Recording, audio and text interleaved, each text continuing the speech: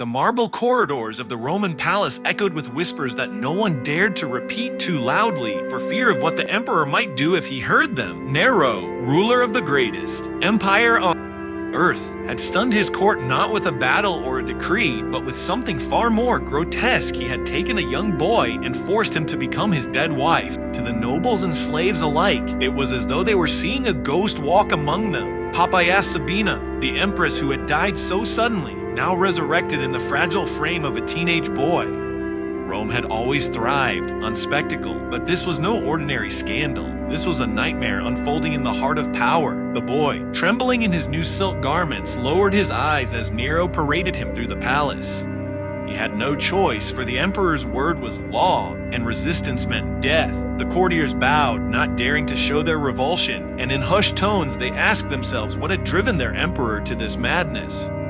Was it grief, obsession, or a descent into pure insanity? This was Rome under Nero, a place where the line between devotion and degradation was erased by one man's will, and where fear was stronger than dignity. Rome under Nero was a world of contradictions, a place where splendor and terror lived side by side, where marble temples gleamed under the sun while the cries of the condemned echoed through hidden chambers, where senators in spotless togas sat in the Senate House, nodding to every imperial whim, even as their hearts trembled at the thought of displeasing their ruler.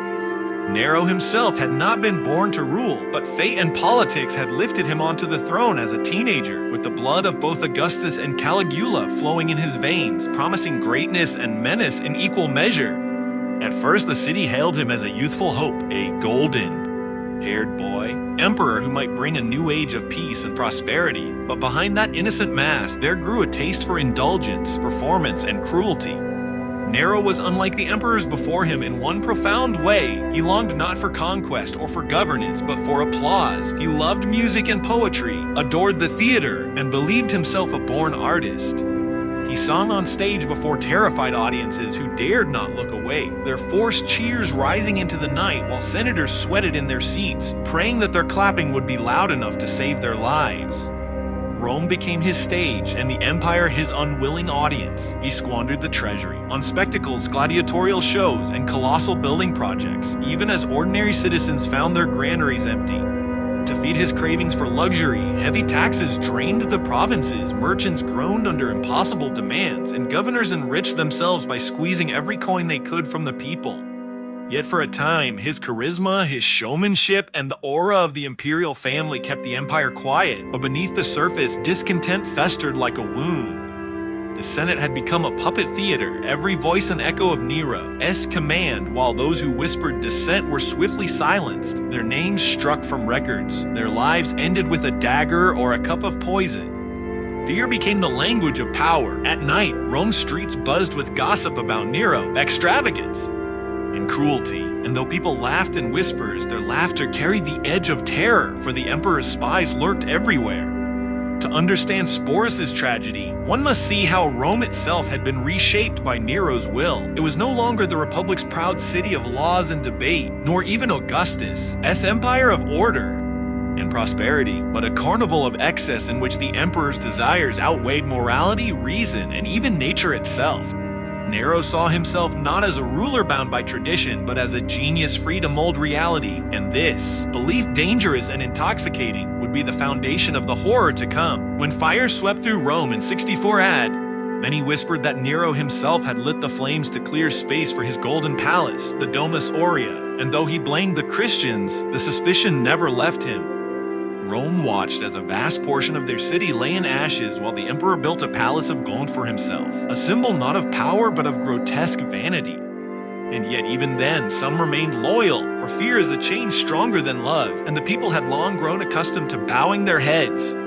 This was the world Sporus would step into, a Rome drained of courage, ruled by a man whose grief could turn into cruelty and whose imagination could twist into madness. Under Nero, the empire was a stage where the actors performed their lines with trembling hands, never knowing whether they would be rewarded with applause or dragged off to their deaths. It was into this Rome, gilded yet rotting, that a boy would be forced into the cruelest role in history. Poppaea Sabina was a name that carried both admiration and resentment within the city of Rome, for she was remembered as one of the most beautiful and ambitious women to ever step into the imperial court. Born into privilege, she was a woman who understood the language of power better than most men of her age, and from an early stage in her life she learned that beauty, wit, and influence could be wielded as weapons sharper than any soldier's blade. Ancient writers described her hair as golden, her skin pale and flawless, and her voice melodious, but these qualities alone did not explain how she ascended so quickly to the highest throne in the empire.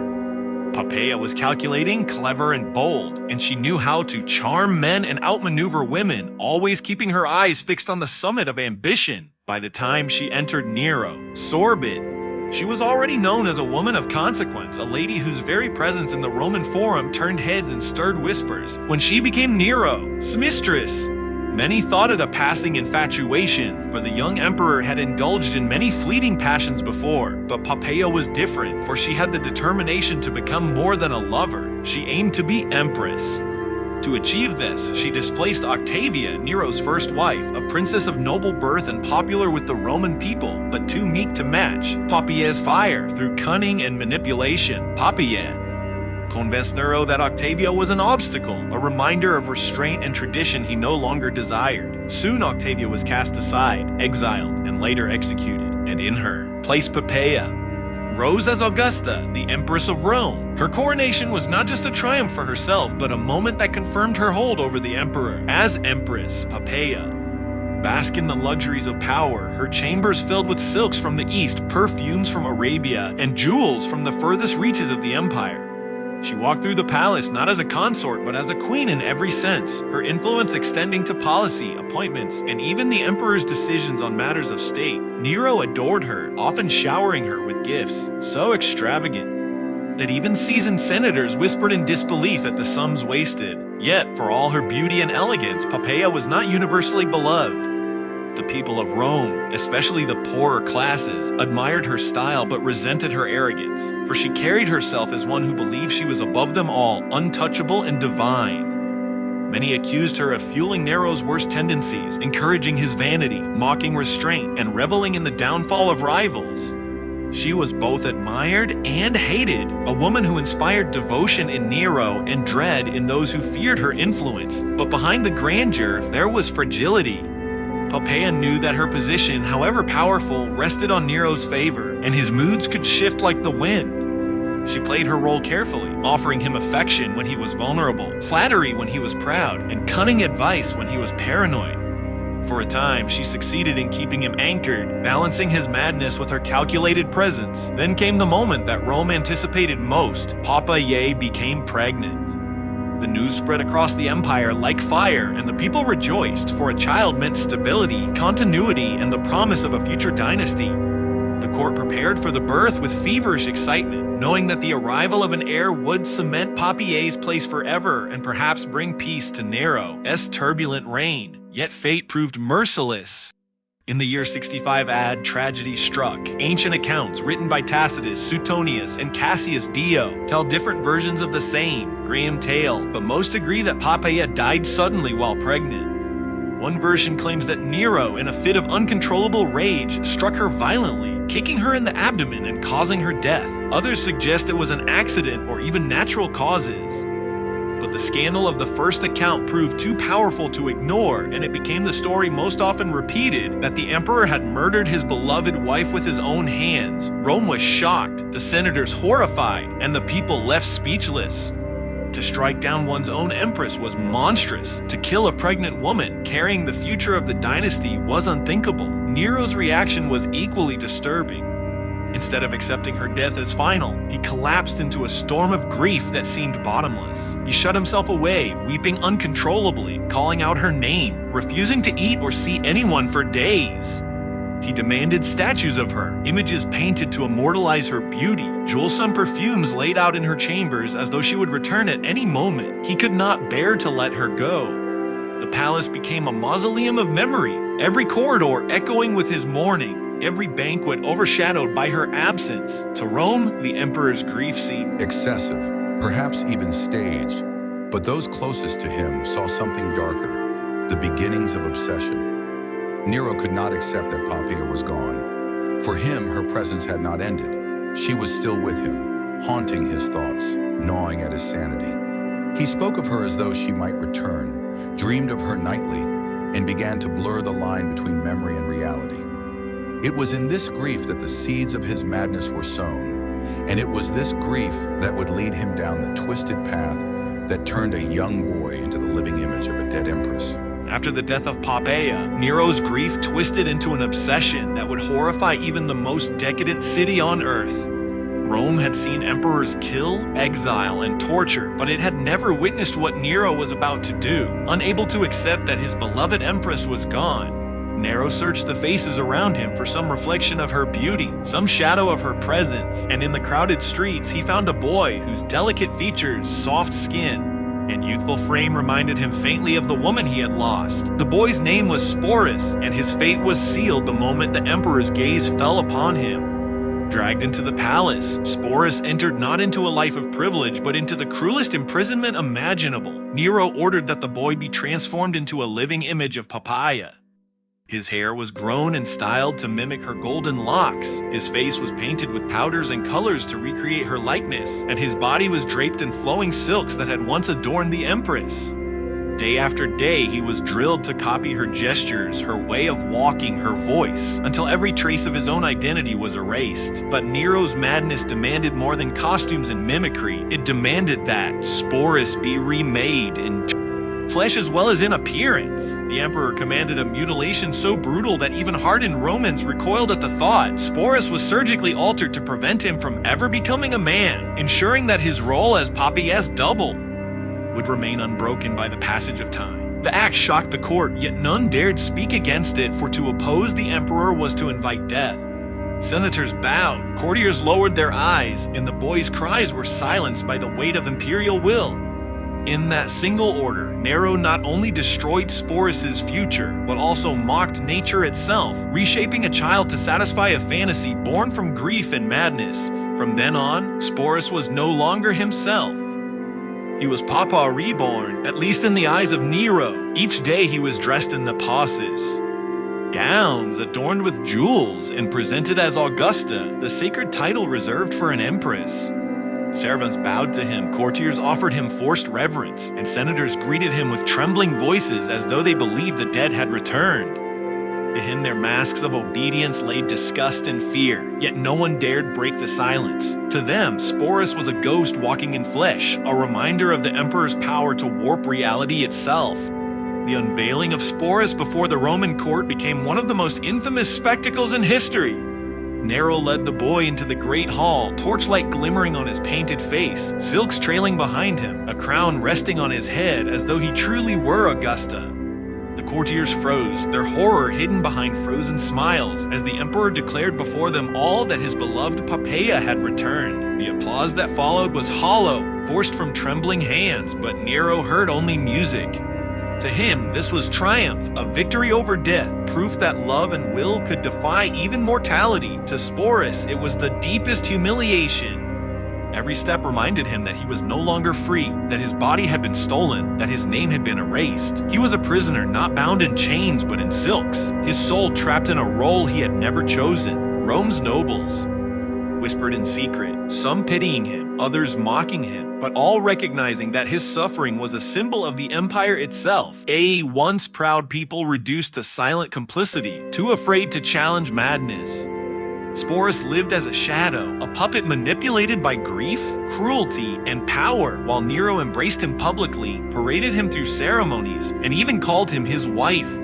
Banquets were staged where Sporus sat beside the emperor in the place of honor, and the people, watching from afar, laughed bitterly or trembled in horror at the grotesque charade, yet no one dared resist. For Sporus, each day was torment, each glance from the emperor a reminder that he was no longer himself but the living ghost of a woman who had died violently. And for Rome, the silence was more damning than the act itself, for it revealed a city so broken by fear that it would accept even this, bowing its head while an innocent boy was forced to become the reflection of a dead empress. From the day Nero unveiled Sporus as his new Augusta, the boy ceased to exist as himself and became the grotesque living ghost of Poppaea Sabina, forced to wear her silks, her jewels, and even her crown, as though the Empress who had died so violently had returned from the grave to sit once more beside the Emperor of Rome. In the eyes of Nero, this was not a cruel deception but a triumph, a way to conquer death itself, to soothe his grief by reshaping reality until it matched his desire. But for Sporus, every moment was torment. He was led through the palace like a puppet, his steps measured, his voice coached, his smile rehearsed, until he became the hollow echo of a woman he had never known. At banquets, he sat in the place of honor, draped in gold and silk, while Nero raised toasts to his beloved wife, and the courtiers forced themselves to applaud with smiles stretched thin as masks. The laughter at these feasts was brittle, the music hollow, for beneath the spectacle everyone knew they were watching not joy but madness. Senators lowered their eyes, noble women whispered behind veils, and slaves exchanged frightened glances, but no one dared speak the truth. To contradict the emperor was death, and so silence became the empire's chosen language. Outside the palace, the people of Rome murmured with disbelief. Some mocked the emperor, es grotesque. Fantasy. Others whispered that Nero had summoned a ghost, but most were too afraid to voice their disgust. The city had already grown accustomed to bowing to his whims, and this charade was only one more humiliation to be endured. Sporus himself, though elevated to the title of Augusta, felt nothing but despair. The crown on his head was a chain, the jewels around his neck shackles, and every gaze upon him was a reminder that his freedom had been stolen, his body mutilated, his identity erased. He was forced to marry Nero in a grotesque parody of a wedding ceremony, standing in bridal robes as the emperor played the groom, the court clapping and cheering as though this union were sacred rather than obscene. The marriage was no private fantasy but a public proclamation, a declaration to Rome that Poppaea had returned, that Nero's will was greater than death itself, and yet behind the applause there was only revulsion. For the Romans who witnessed it, Sporus became not just a victim, but a symbol of their own cowardice, a mirror reflecting their willingness to accept the unacceptable rather than risk defiance. Each time Sporus was paraded through the streets or seated beside the emperor, the people saw both the depth of Nero's madness and the emptiness of their own resistance. They laughed bitterly in private, but in public they bowed, and their silence gave the charade its power. Sporus endured the humiliation with quiet despair, his eyes hollow, his spirit crushed, his life reduced to a role he could never escape. In the corridors of the palace, he was whispered about with pity by a few and mocked by others, but he was envied by none, for his life was worse than death. He was a ghost in flesh, a boy erased and remade into the shadow of a dead woman, and in him Rome itself was reflected, a once great empire bowed under the weight of fear and silence. For Nero, Sporus was proof of his victory over grief, his ability to command not only men and armies, but reality itself. For Sporus, it was unending torment, a nightmare that mocked both his humanity and the dignity of the empire. As time passed after the grotesque unveiling of Sporus, the emperor's obsession with his living ghost of Poppaea deepened into something darker, something that revealed not only his grief, but the complete disintegration of his mind, into decay. And for the court and the people of Rome, it was like living inside a nightmare staged by the most powerful man in the world. Nero no longer governed with reason or cared for the laws of the empire. He lived instead in the fantasy he had created, where Sporus was not a boy mutilated and humiliated, but the Empress returned from death, and everyone around him was forced to accept this delusion as truth. Day after day, Sporus was drilled to perfect Poppaea's mannerisms, her tone of voice, her posture, her delicate smile, until his own personality was ground into dust. Every gesture that once belonged to Poppaea was stolen and placed upon him, and every trace of the boy he had been vanished beneath the weight of expectation. He became not himself, but a hollow echo of a dead woman, and behind the painted face and the silks, there was only despair. Nero paraded him at ceremonies as his wife, addressed him publicly as Augusta, Tamaldus Hacta, and held his hand as though he had conquered death itself, and the courtiers clapped with hollow hands, their eyes downcast, their voices trembling, for they knew they were not applauding love, but madness. At night, the horror grew worse. In the private chambers of the palace, Nero spoke to Sporus as though he truly were Poppaea, whispering words of affection, recalling moments of their life together, ignoring the hollow stare of the boy forced to play along. Sporus, powerless, endured the emperor's embrace, his spirit breaking more each day, and though he lived in golden chambers, he was a prisoner more bound than any chained slave. Outside the palace, the people whispered of the emperor's delusion, some mocking him, others horrified, but most were silent, for to speak too loudly of Nero's cruelty was to invite death. Rome itself was drowning in silence, its once proud citizens reduced to shadows, too terrified to call madness by its name.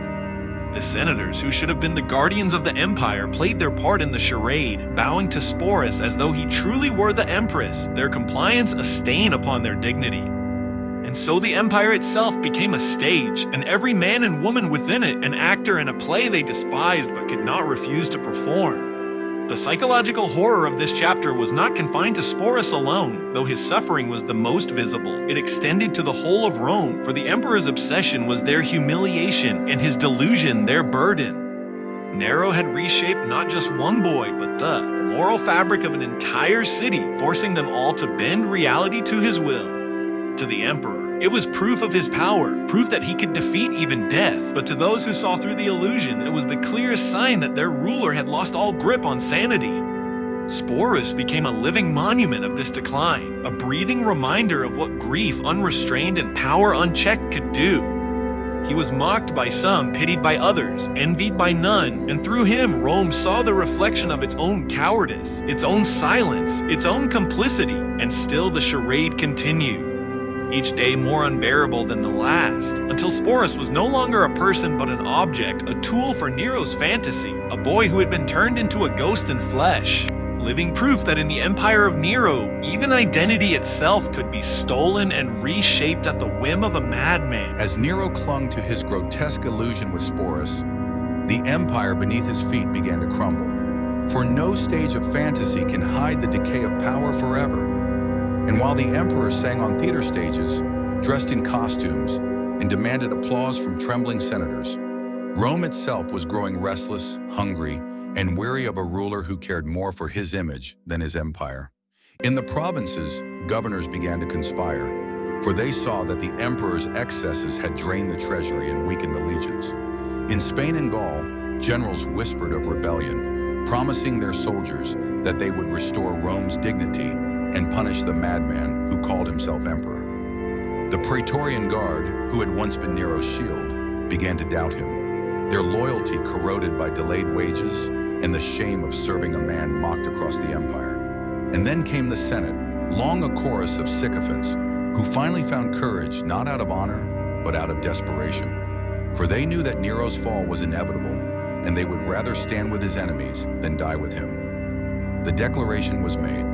Nero was no longer emperor, but an enemy of the state, condemned by the very institution that had once bowed at his feet. Panic consumed him. The man who had commanded armies, staged spectacles, and dared to reshape nature itself, now found himself abandoned, stripped of the illusions that had sustained him. He fled the palace in the dead of night, taking with him only a handful of loyal attendants, and, tragically, Sporus, the boy who had been forced to play the role of Poppaea, even in this final act of desperation. They wandered the outskirts of the city, Nero muttering in paranoia, terrified of capture, consumed by fear of humiliation. He had always feared death, not because he valued life, but because he dreaded the loss of control, the moment when his stage would go dark and his performance would end. As news spread that Galba had been declared emperor by the legions in Spain, Nero realized that the world he had ruled was no longer his. He begged the Praetorian Guard for protection, but they refused him. He pleaded with senators, but they had already condemned him. The people, once forced to cheer his songs and laugh at his jokes, now mocked him openly, tearing down his statues, erasing his name, spitting on the memory of the man who had burned their city and drained their coffers. Cornered, alone, and broken, Nero took refuge in a villa outside Rome, where he raged and wept, torn between despair and cowardice. He cried out that the world had lost a great artist, that Rome did not understand him, that history would remember his genius, but the truth was written plainly in the silence of his abandonment. Even his servants began to slip away, leaving him with only a few companions, including Sporus, whose life had been shackled to his in both humiliation and tragedy. On a June morning in the year 68 AD, Nero learned that soldiers were approaching to seize him, and in that moment the emperor who had defied gods and men was reduced to terror. He pressed a dagger to his throat, trembling, unable to strike, crying out for someone to help him. "What an artist dies in me," he whispered, clinging even in his final moment to the illusion of his own grandeur. Finally, with the aid of a servant, he drove the blade home, ending his life not with the thunder of an emperor, but with the whimper of a coward. With his death, the Julio-Claudian dynasty ended, and Rome was left not with the memory of greatness, but with the scars of his madness. For Sporus, standing by as the emperor who had destroyed him, took his last breath. It was not freedom, but another chapter of torment. For the world that had mocked Nero would soon turn its cruel gaze on him. With Nero's death, Rome breathed a sigh of relief, yet the scars of his reign did not vanish with the silence of his final breath. For the empire had been left fractured, humiliated, and haunted by the memory of a ruler who had confused cruelty with power, in theater with governance. And at the center of this legacy was not only the madness of Nero, but also the tragic figure of Sporus, whose fate remained bound to the horror he had endured. In the chaotic days that followed, the empire convulsed in civil war, for Galba's rise was contested by rival generals, and Rome entered what would be known as the Year of the Four Emperors, a time of shifting allegiances, bloody battles, and relentless uncertainty. Amid this turmoil, Sporus became a symbol of both mockery and pity, a boy who had once been paraded as an empress, now drifting like a shadow through the courts of Rome's new masters. First, Galba dismissed him, unwilling to tolerate the grotesque creation of his predecessor, and then Otho, who had once been Poppaea's husband before Nero stole her, took Sporus into his household, treating him with a strange mixture of reverence and exploitation. To Otho, Sporus was both a relic of his lost wife and a political tool, a way to keep alive the memory of Poppaea in a court hungry for spectacle. Sporus was dressed again in silks, displayed again at banquets, and whispered about by senators who saw in him not a person, but a living reminder of Rome's humiliation. And when Otho fell and Vitellius rose, the nightmare deepened further, for Vitellius, cruel and mocking, forced Sporus to participate in obscene entertainments, threatening at one point to dress him as Persephone, queen of the underworld, and subject him to a staged rape before the eyes of the Roman people. A degradation so monstrous that even hardened courtiers recoiled. Though this plan was never fully enacted, the mere threat was enough to drive Sporus into despair, for he had been reduced to an object of ridicule, a plaything for emperors, a symbol of Rome's decay. Finally, when Vitellius himself was dragged through the streets and killed, Sporus, still only a young man, chose not to endure another cycle of humiliation. With the same dagger that had ended Nero's life, he ended his own, preferring death to a life of endless torment. In his final act, he reclaimed what little agency he could, though it was born of despair rather than freedom. His death was quiet, unmarked by the grandeur of emperors or the noise of legions. But in that silence lay the truth of Rome's greatest horror, that power, unrestrained, had destroyed not only nations and dynasties, but also the soul of a single boy who had been forced to carry the weight of another's madness. The legacy of Nero was written not in marble or triumphs, but in ashes and blood, in the ruins of a city scarred by fire, in the coffers emptied by extravagance, in the Senate corrupted by fear, and in the broken life of Sporus, who became the unwilling ghost of an empress. To later historians, Nero's reign would be remembered as the nadir of Roman rule, a warning of what happens when an empire bows to spectacle rather than reason, when citizens choose silence over courage, when grief turns to obsession and obsession to cruelty. And though centuries would pass, the name of Sporus would remain a haunting footnote, a reminder that behind every tale of power lies the suffering of the powerless. Rome survived Nero, but it never forgot the shame, and the story of Sporus endures as the darkest mirror of all, reflecting the cost of unchecked authority and the fragility of those caught in its grasp.